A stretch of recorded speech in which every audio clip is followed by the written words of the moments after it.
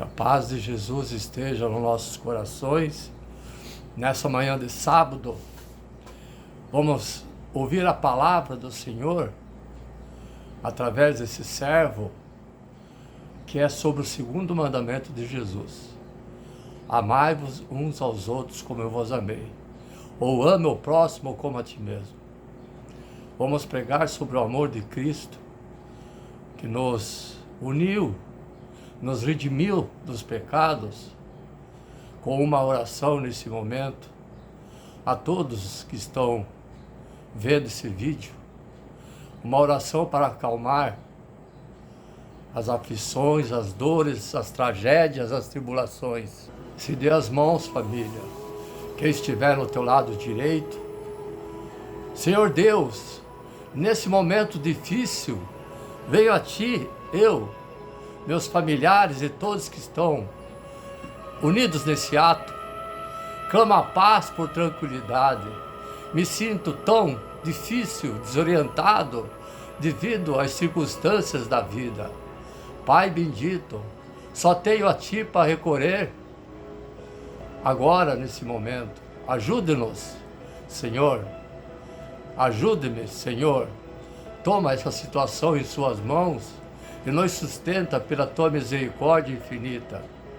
Ó Deus Pai, muitas vezes me vejo como um barco à deriva, me sinto perdido, sem direção, mas toma meu leme da minha vida e me dirige em tudo e me conduz até Ti, até o meu porto seguro.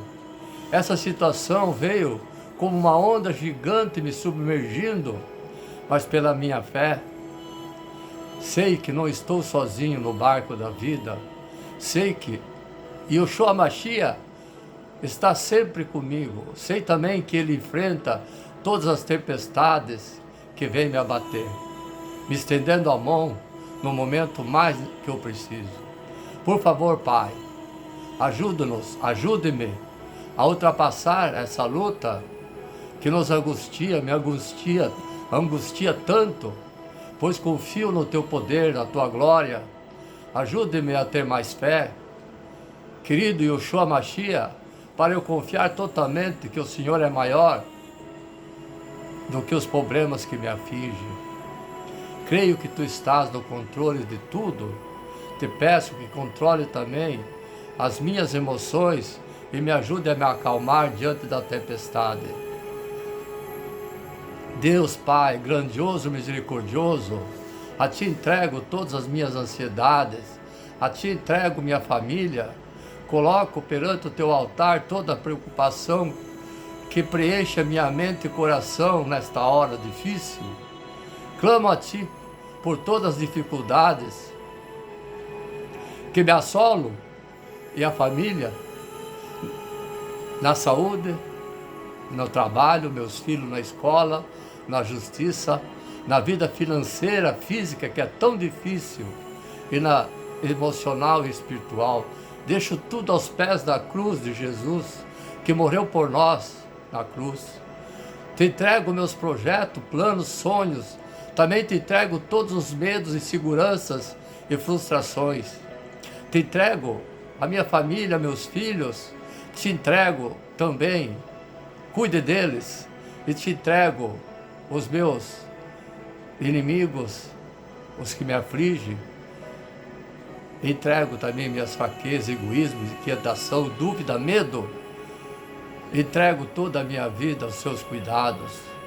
Por favor, afasta todo estresse, toda mágoa, toda dor pelas coisas que eu não controlo, pois sou mortal, e me ajuda a descansar no Seu colo, no Seu amor e bondade. Sei que Tu tens cuidado de mim, por isso coloco tudo em Tuas mãos. Confio na Tua proteção, ajuda e te peço, em nome de Jesus Cristo. Amém, amém, amém. Senhor, livra-me de toda amargura e sentimento de rejeição que eu trago comigo. Cura-me, Senhor, tocai meu coração com a vossa mão misericordiosa e curai-o, Senhor.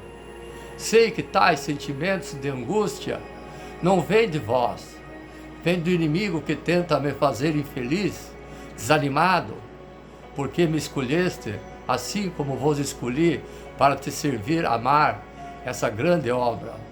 Envia-me, pois, vossos santos anjos, para me libertar de toda angústia, sentimento de rejeição, assim como enviaste para libertar da prisão os vossos apóstolos, que, embora injustamente castigados, vos louvavam e cantavam com alegria e destemor. Fazei-me também assim, sempre alegre e grato, diante de todas as tragédias, obstáculos, vida difícil de cada dia. Amém. Amados, então vamos seguir essa pregação que gira em torno do amor de Cristo. O seu segundo mandamento, o seu primeiro mandamento é amar a Deus sobre todas as coisas. O segundo mandamento, amar o próximo como a ti mesmo. Ele disse, amai-vos uns aos outros como eu vos amei. Então vamos a essa pregação hoje sobre o amor de Cristo. É o novo mandamento. Durante sua vida na terra, Yeshua Mashiach, que é Jesus Cristo, ensinou a importância do amor ao próximo. Eu dedico essa pregação à minha família, aos meus filhos e aos meus bebês. Ele chamou essa importância um dos maiores mandamentos. Dedico também à minha família que aqui chegou. Amarás o próximo, amarás ao Senhor teu Deus de todo o teu coração e de toda a tua alma, de todo o teu pensamento. Esse é o primeiro e grande mandamento, como eu já disse. E o segundo, semelhante a esse, é que eu já disse também, amarás o teu próximo como a ti mesmo. Mateus, capítulo 22, versos 37 e 39. Jesus ensinou que o amor de Deus Pai e ao próximo é o alicerce do seu evangelho. Perto do fim do seu ministério, ele ampliou esse ensinamento quando ensinou: um novo mandamento vos dou, que vos ameis uns aos outros, como eu vos amei a vós. Nisso todos conhecerão que sois meus discípulos, se vos amardes uns aos outros. João, capítulo 13, versos 34 e 35. Quando amamos uns aos outros, é mais fácil ser como Yeshua Mashiach. Somos mais pacientes, misericordiosos, compassivos com as pessoas ao nosso redor. Seguir o exemplo de Jesus. Assim como Jesus, podemos fazer diferença na vida das pessoas quando demonstramos o amor sincero um pelos outros. Primeiro, sirva ao próximo. Jesus ensinou que sempre que servimos ao próximo, sempre que alimentamos os famintos, vestimos nus ou cuidamos dos enfermos, estamos servindo a Ele. Né, amada família abençoada? Em verdade vos digo que quando o fizeste a um desses meus pequeninos irmãos, a mim fizeste. Mateus capítulo 25, verso 40. Segundo, seja bondoso. Jesus foi bondoso, paciente, compassivo. Estendeu a mão e demonstrou amor em todas as pessoas, independente das circunstâncias. Ele demonstrou empatia e apoiou o progresso futuro de cada uma das pessoas. Terceiro, estenda a mão aos necessitados. Às vezes as pessoas que mais precisam de nós nem sempre nos diz. Ao longo do seu dia, procure pessoas que talvez precisem da sua ajuda. Ajude aos necessitados. Deus frequentemente nos usa para servir aos necessitados na obra da família abençoada, da Igreja Novo Reino de Deus. Preste atenção a quaisquer pensamentos e sentimentos que inspirem a agir.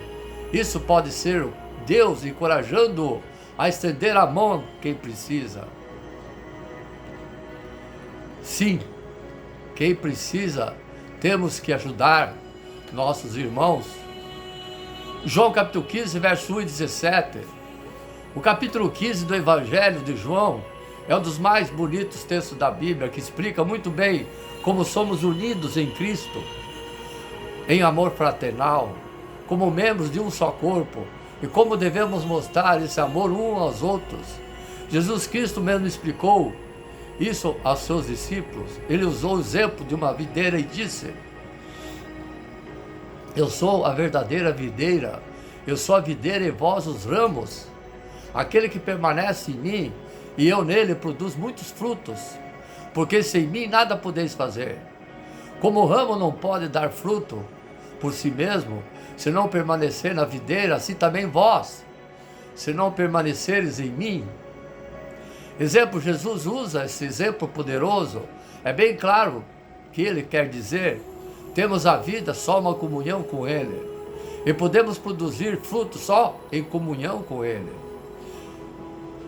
Essa palavra enfatiza a comunhão com Cristo, como na ceia, que nos mostra também a comunhão com Cristo, na última ceia. Aqui na mesa temos comunhão com o sacrifício de Cristo na cruz. Aqui na mesa compartilhamos a bênção da cruz, o perdão dos nossos pecados. Aqui na mesa sentimos o amor de Cristo, que nos ofereceu sua vida por nós. Sem conhecer você, ele se sacrificou com a morte para te salvar. Como ele mesmo disse, ninguém tem maior amor do que aquele que dá a vida por seus amigos. Cristo fez isso. Ele nos mostrou o seu verdadeiro amor.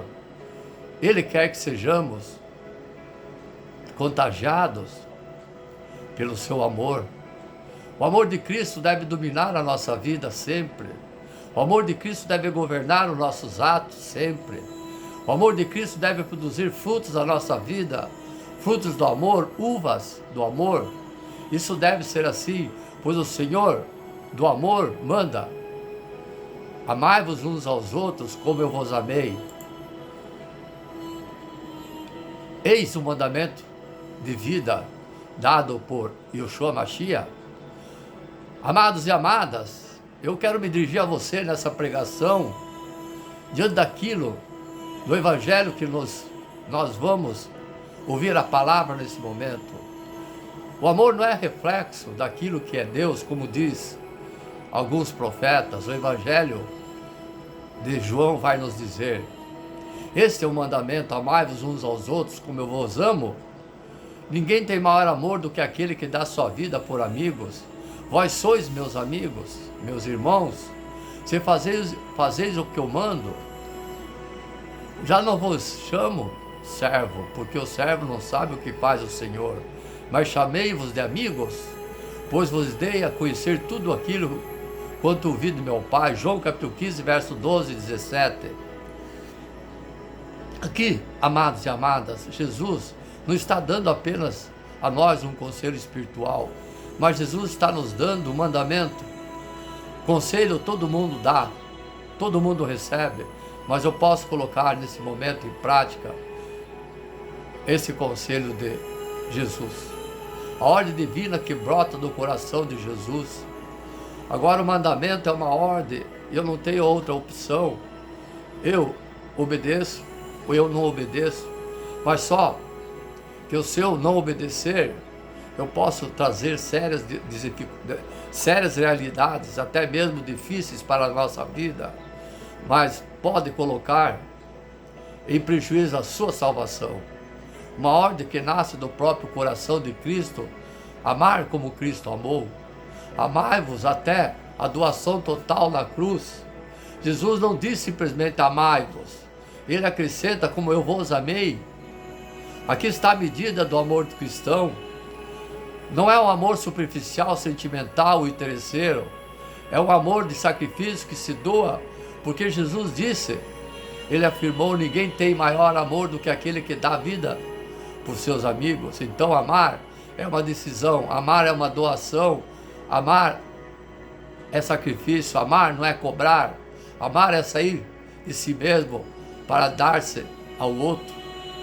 Precisamos entender a lógica de Cristo, que diz: amai-vos uns aos outros como eu vos amei, ou seja, amar até a cruz, amar sem limites.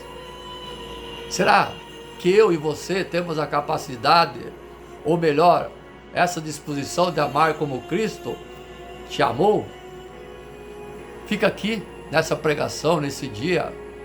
Se Deus lhe der a oportunidade de amar, mesmo aquele por quem você não tem nenhum apreço, ame, ore por seus inimigos, porque é assim que Jesus faria.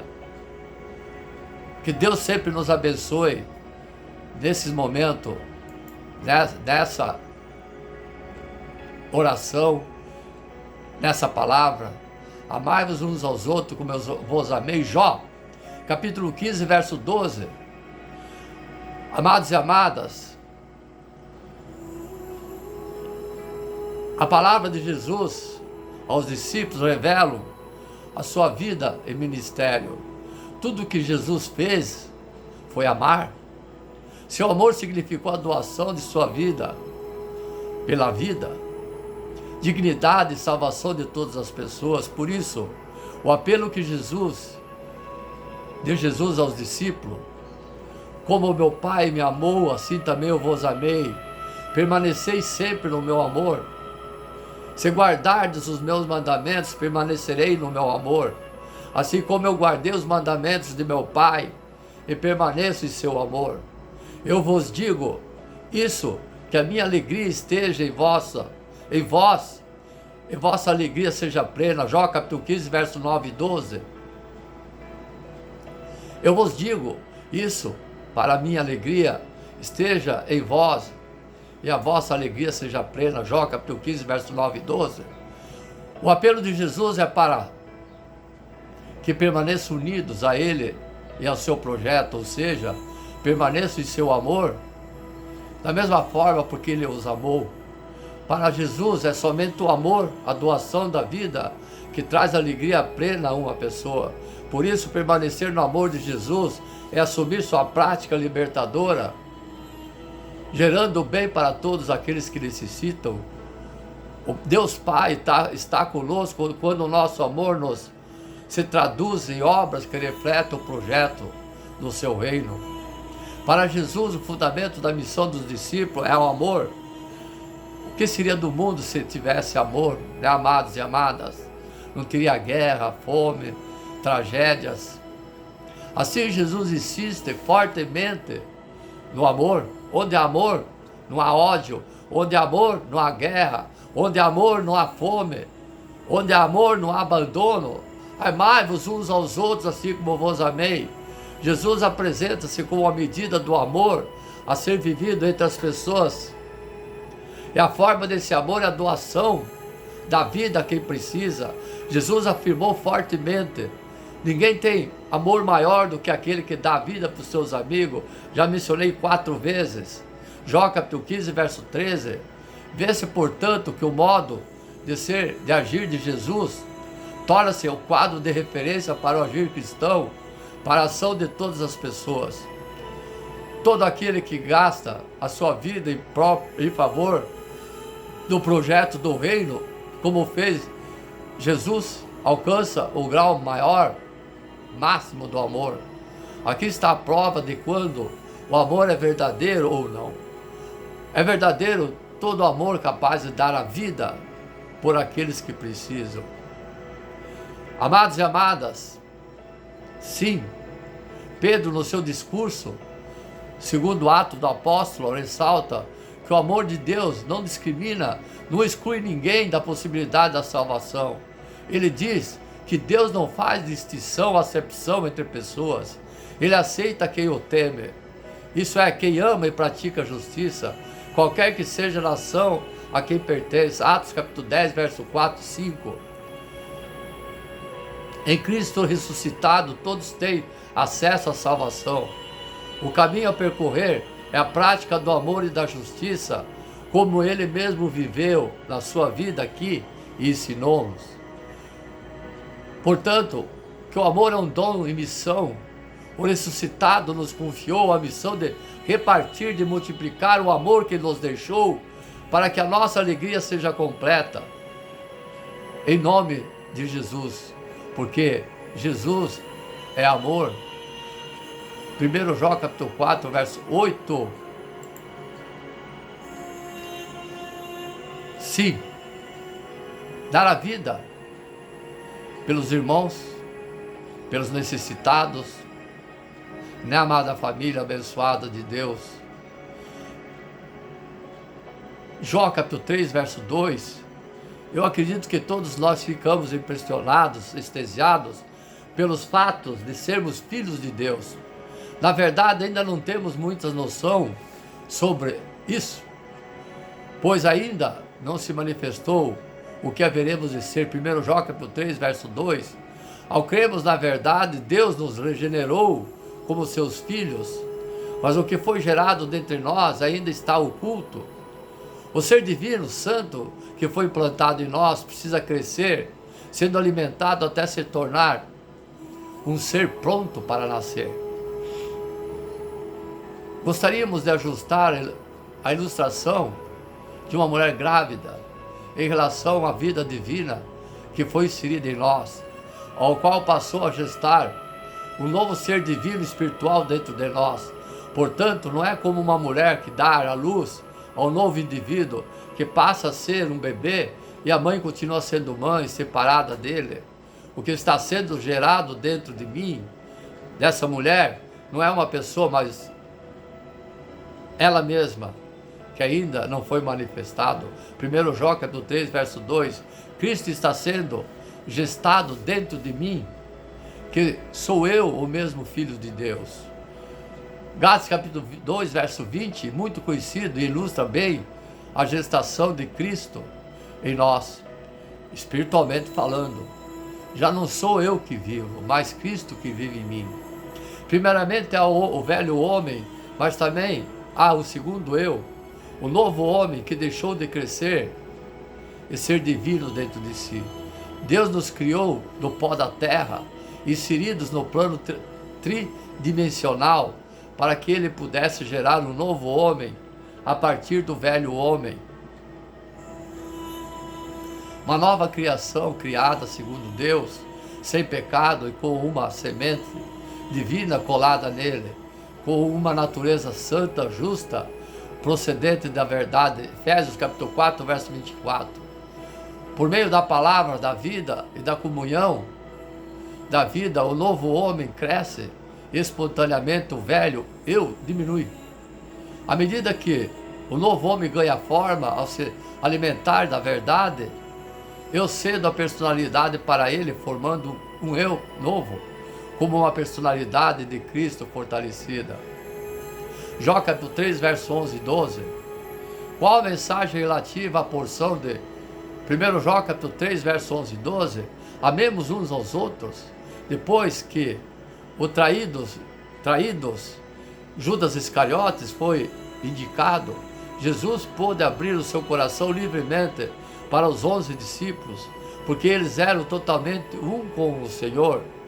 Isso significa que uma mente discordante na igreja atrapalha a comunhão da vida dos outros. O mandamento é que nós amemos uns aos outros, como o Senhor nos amou, e nossos inimigos, oremos por eles. Essa mensagem que os discípulos ouviram desde o princípio, essa é a maior mensagem de Yeshua Mashiach. Essa é a maior mensagem, sendo o resultado de trabalhar da palavra da vida e da comunhão da vida em uma pessoa que crê. Amarmos uns aos outros prova que somos filhos de Deus, que estamos gestando uma vida divina dentro de nós, ganhando personalidade, substituindo a nossa personalidade.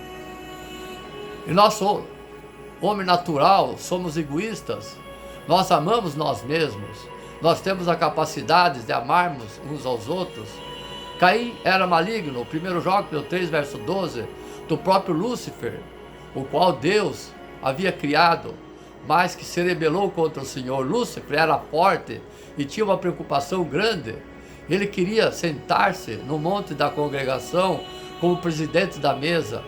Ele não queria ver ninguém acima dele, querendo que Deus estivesse ao lado dele. Ele achava que sem ele, Deus não poderia reinar sobre as criaturas. Em seu propósito eterno, Deus havia estabelecido Cristo para reinar sobre as nações. Hebreus capítulo 1, verso 1 e 12. E não escolheu Lúcifer, que passou a se opor a Deus como adversário, o diabo. É importante perceber que Deus não se agradou de Caim e de sua oferta.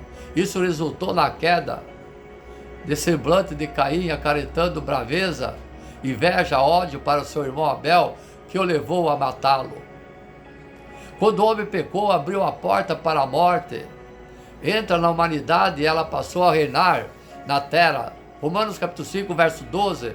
Como dominador desse mundo, Satanás lidera todas as nações e os líderes delas. Salmos capítulo 2, verso 1 e 3. Seu projeto tem sido geralmente na humanidade o sentimento contra Deus, contra Cristo, algo que está sendo produzido pouco a pouco entre as nações e seus líderes. Jesus Cristo veio para reinar por Deus.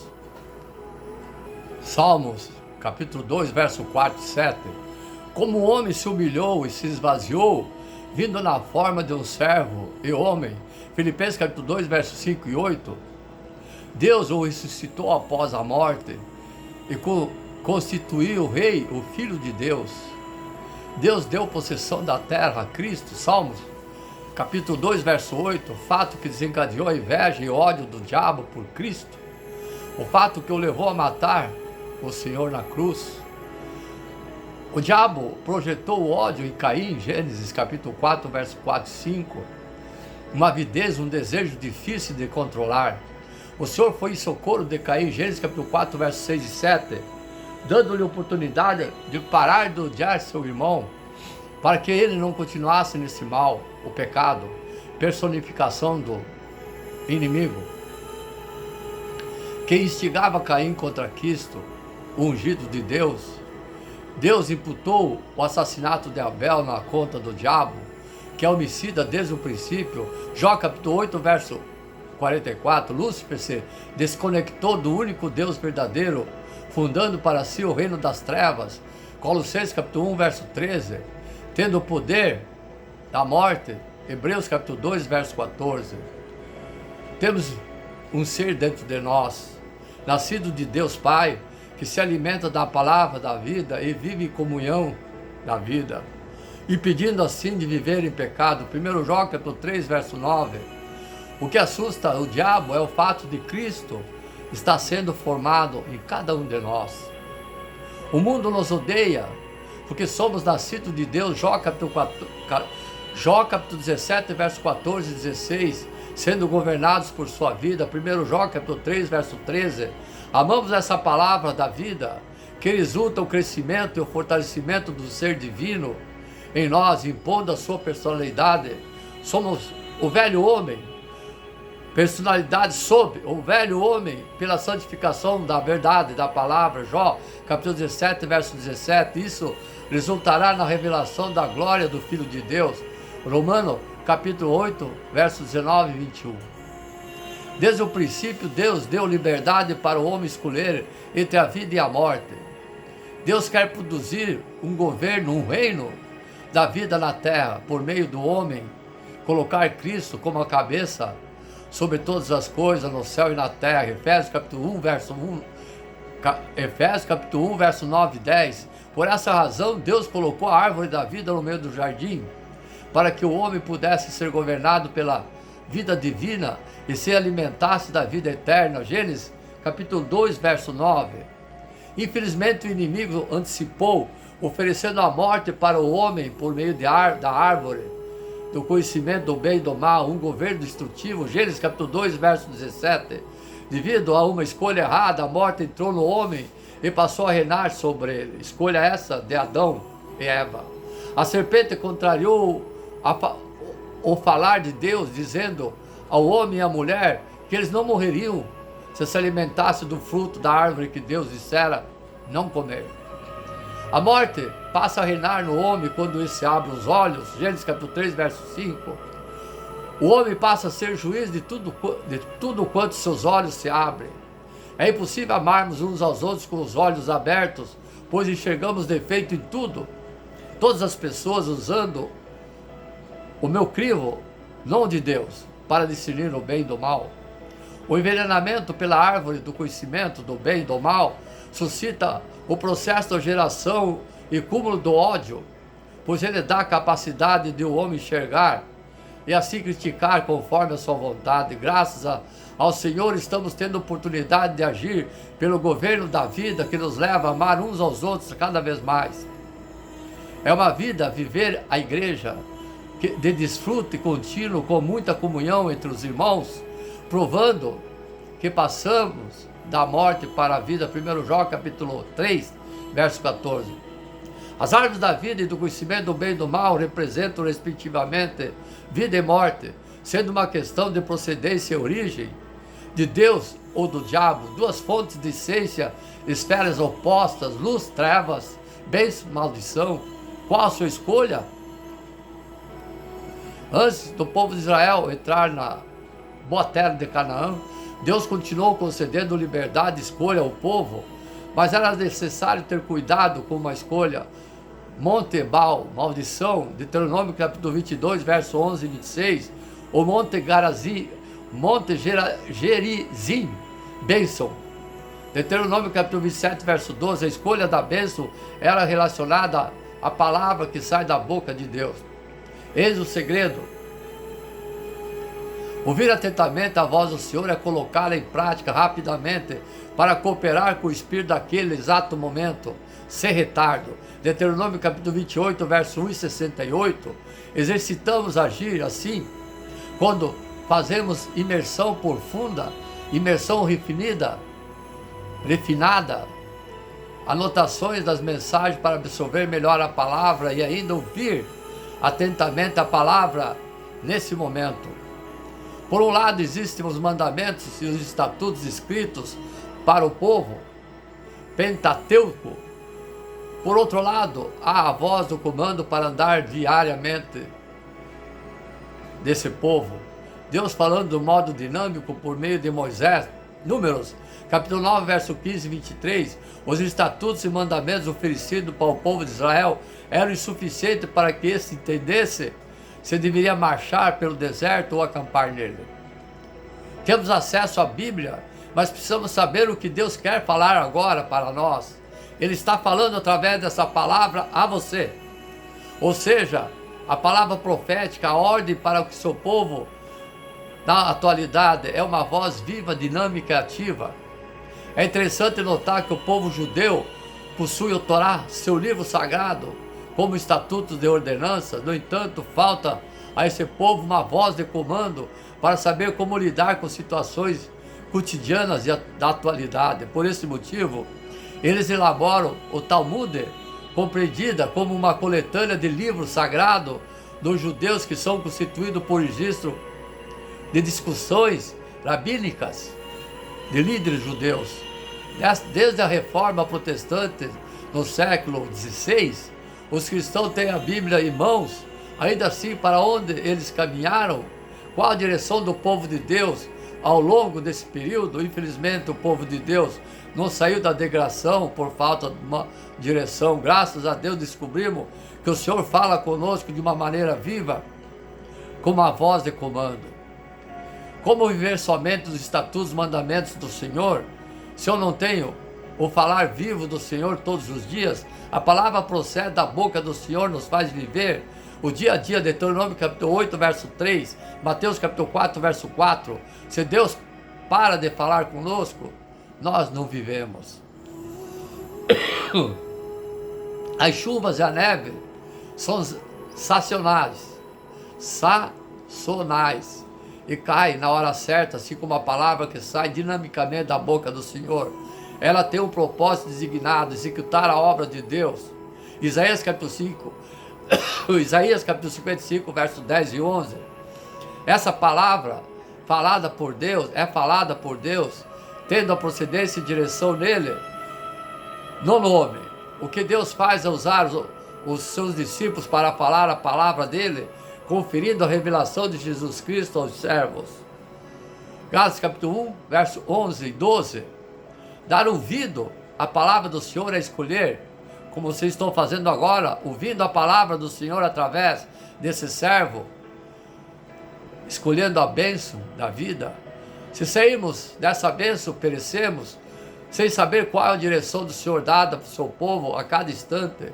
Façamos a escolha certa, ouvimos a proposta do Senhor, através dessa palavra, a vida para que vivamos nós e a nossa descendência, filhos, netos. Deuteronômio capítulo 30, verso 15 e 20. A escolha certa nos faz colher vida. Assim passamos a viver na essência da vida, no amor. Se vivermos na comunhão da vida, esse mesmo amor nos faz dar a vida pelos irmãos. É uma atitude contrária a ser governada pelo diabo, que nos leva a ter ódio dos irmãos. O nosso objetivo é colocar a igreja no caminho certo, algo que não é para o benefício próprio. Muitas vezes, estamos como alvo principal dos ataques do inimigo, levando a culpa de tudo. Isso nos faz refletir se estamos sozinhos, apanhando sozinho, assim como Elias, que pensava que estava sozinho. No entanto, esse profeta ouviu do Senhor que havia uma reserva de 7.000 homens que não dobraram o joelho de Baal. Primeiro, sim. Jó capítulo 3, versos 17 e 24. O amor fraternal de uns para com os outros resulta em uma obra para Deus, não meramente um amor natural, e não produz a obra para Deus. 1 Jó capítulo 3, versos 17 e 18. Devemos atentar que o contexto desse capítulo 3, da mesma palavra de João, de quem vive em comunhão na vida, que nos leva a amar os irmãos como uma ágape de Deus. Ágape é amor de Deus. O amor natural não produz nada para Deus. Mateus capítulo 7, verso 21. O nosso amor pelos irmãos deve servir para fazer a vontade de Deus. Devemos ser governados pela vida de Deus para produzir para Ele. Quem vive na comunhão da vida tem uma vida que agrada ao Senhor, tendo um coração que não o acusa. Quando o coração acusar, tem algo errado. É a unção alertando para a necessidade de restauração da comunhão da vida. O viver na comunhão da vida permite que os nossos pedidos sejam aceitos por Deus, pois pedimos algo segundo a comunhão da vida. 1 Jó capítulo 3, versos 19 e 22. Quem vive na comunhão da vida permanece nele. Jó capítulo 15, versos 7 e 8. Amando verdadeiramente aos irmãos, guardando o mandamento do Senhor. 1 Jó capítulo 3, versos 23 e 24. Tudo que eu faço nessa terra é para agradar ao Senhor, para cooperar com o seu reino e não pelos meus próprios interesses. Estejamos cientes que nós devemos comparecer diante do tribunal de Cristo. 2 Coríntios capítulo 5, verso 9 e 10. Pela pregação dos gnósticos, salvação da alma pelo saber espiritual, poucas pessoas conseguem alcançar esse elevado padrão moral e ético. Isso foi algo acrescentado ao cristianismo primitivo. Por essa razão, João enfatizou a comunhão da vida por meio da palavra da vida. O encargo de João era transmitir a vida para todas as pessoas, dando-lhe condições de acesso à vida de Deus. É necessário crer no nome do Filho de Deus para ter a vida eterna. Jó, capítulo 6, verso 40. 1 Timóteo, capítulo 1, verso 16. Amar ao Senhor como Ele nos amou. Jó, capítulo 15, verso 12. Tendo fé para receber a vida divina e amar os irmãos por meio do amor de Deus. Viver pela vida divina nos dá a capacidade de amar os irmãos assim como Deus, Pai, nos amou. Estamos falando uma palavra acessível a todos, nesse momento, que não é restrita àqueles que alcançaram determinado saber espiritual, o encargo da vida para todos, dando-lhe oportunidade para alcançarem esse nível e padrão que o Senhor quer. Dos que almejam a palavra da vida, a vida eterna, vivendo na circulação da vida, escolhendo a bênção de viver no Espírito. Gálatas capítulo 5, versos 16, 22 e 25. Amém? O verdadeiro crente, 1 João capítulo 3, verso 1 e 24. O verdadeiro crente nunca se afasta de Deus, apesar de vivermos hoje tempos de engano, obras do inimigo, gerando grande segurança espiritual. Existem uns crentes desinformados que afirmam que crente até o diabo é. Quanto a turistas, vemos na Bíblia centenas de referências sobre a importância de crer para receber o favor de Deus. Só é crente que obedece a Deus como crente Abraão, Gálatas capítulo 3, verso 9. O diabo é rebelde, os rebeldes são filhos de Deus. 1 João capítulo 5, 1 João, capítulo 3, verso 10. O verdadeiro crente deve saber o que falar e também filtrar muito bem o que ouve. É tempo de muitas falsificações. Os falsificadores são contraventores, pois quebram as leis terrenas e do reino de Deus. O verdadeiro crente tem sua convicção bem firmada na Bíblia, a palavra de Deus, e não abre mão de Jesus como Salvador e Redentor. Tem convicção que é filho de Deus por adoção. Não é suficiente apenas afirmar que é filho de Deus. Somente pela convicção, fé e obediência que se faz o verdadeiro crente. Primeiro, Hebreus capítulo 11, verso 1. 1 João capítulo 3, verso 1 e 2. Vede que o grande amor nos tem concedido pelo Pai, a ponto de sermos chamados filhos de Deus. E de fato somos filhos de Deus.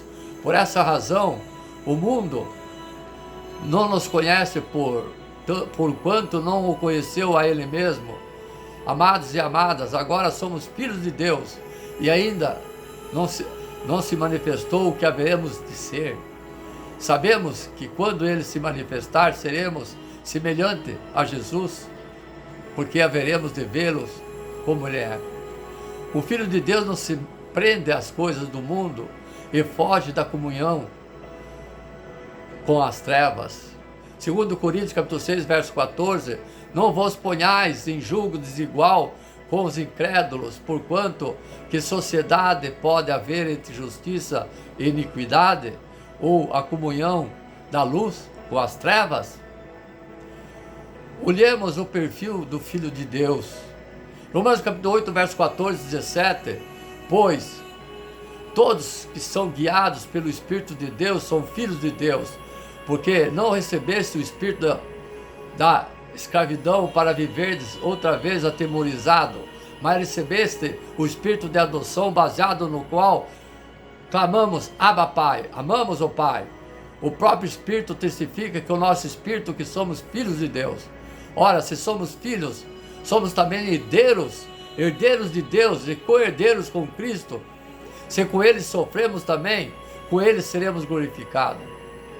O meu comportamento diário testifica que sou um convicto filho de Deus? Se pergunte a cada um de vocês no seu coração, purifique e não vive pecando. Vou continuar no segundo vídeo essa palavra. Purifique-se e não vive pecando. Amém?